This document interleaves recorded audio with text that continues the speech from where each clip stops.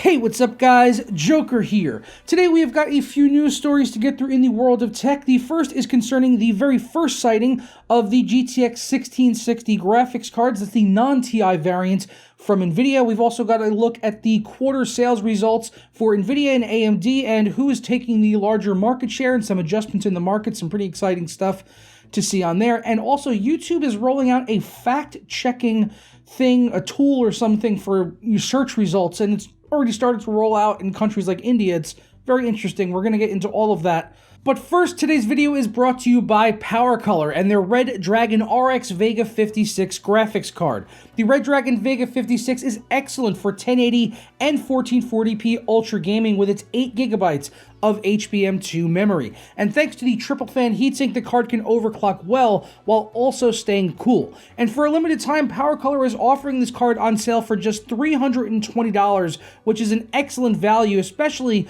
when you consider that it includes a free game bundle valued at $150 that includes The Division 2, Devil May Cry 5, and the very well-reviewed Resident Evil 2 remake. For more information on where you can pick up the Red Dragon Vega 56 for just $320, check out the link down in the description below.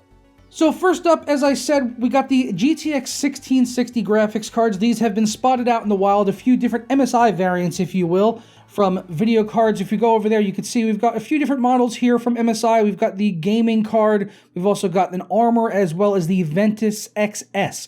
So we've got a few different variants there from MSI, and pretty much what this is doing is confirming the existence of the 1660, which has been rumored up until now. Obviously, this is still technically a rumor slash leak, but, you know, everything looks pretty convincing, and I think we all expect to see a 1660 graphics card, which I think is it's been rumored to launch this month.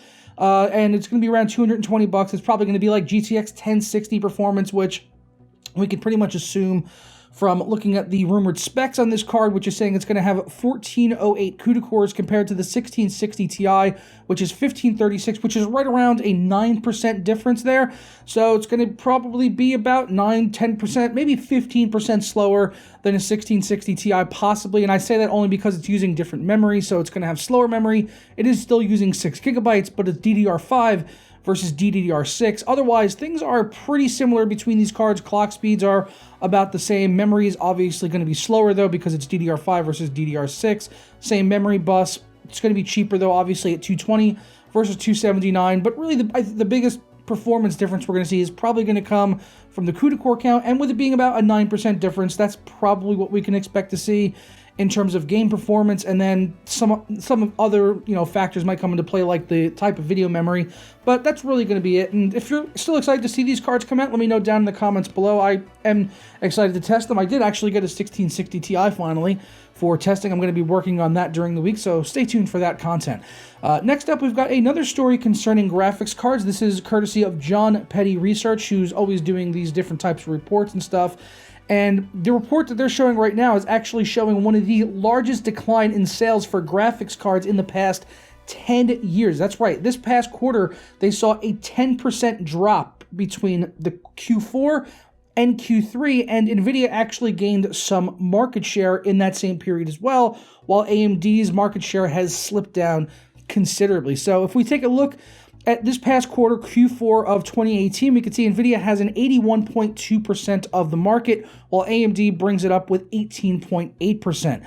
But if you look at the quarter before that, NVIDIA at that time had 74.3%, while AMD had 25.7%. So AMD's sales continue to slide down towards the end of Q4 2018, but there's also no doubt that the sales for graphics cards in general were down for Q4 in 2018, and as they said over here, one of the biggest declines they've seen in the past 10 years. Quoting John Petty Research, they say, "The fourth quarter is normally flat to up seasonally," said Dr. John Petty, president and founder of John Petty Research.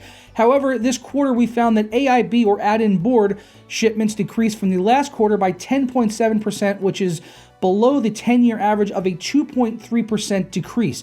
This has largely been attributed to the hangover of the crypto mining gold rush. So you have it right there. The crypto mining, which caused so much havoc in 2017 as well as 2018 with graphics card prices, and these companies like NVIDIA and AMD were pumping out GPUs they have so much stock left over, which is why you're seeing a lot of sales on old gen cards and things like that. So these companies have tons of stock on these cards, and they're still trying to move them to this day. And as a result of that, that has just affected the market tremendously across the board for both NVIDIA as well as AMD.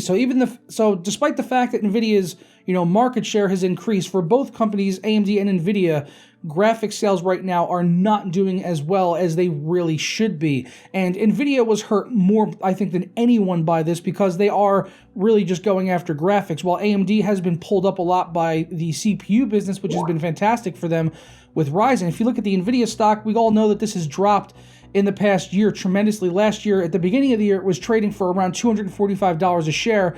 Now they're around $150 a share, and they were at their peak, they were up around $290. So that is almost a 100% reduction in the stock price for NVIDIA over the past year, which is just insane. That is a catastrophe if I have ever seen one.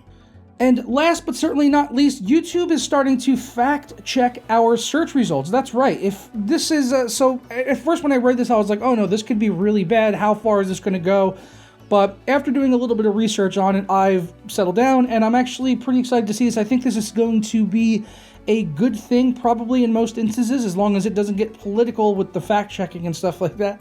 Which is crazy to say, that a fact check can be political, but that is the world we live in now, where if someone says something and you say, well, actually, these are the facts, they can debate it based on their opinion of what is the truth. That's how crazy the world is today, and it's disturbing, to say the least, that we need something like this, but I think it is a good thing at the end of the day when you see how it's actually being implemented. So this is not going to remove videos if you post something that is, an incorrect fact or something like that. But this is really just going to affect when you search for something. So they have an example over here where if you search for something, now this is also, just want to say right now, this is only being rolled out in the test phase in India.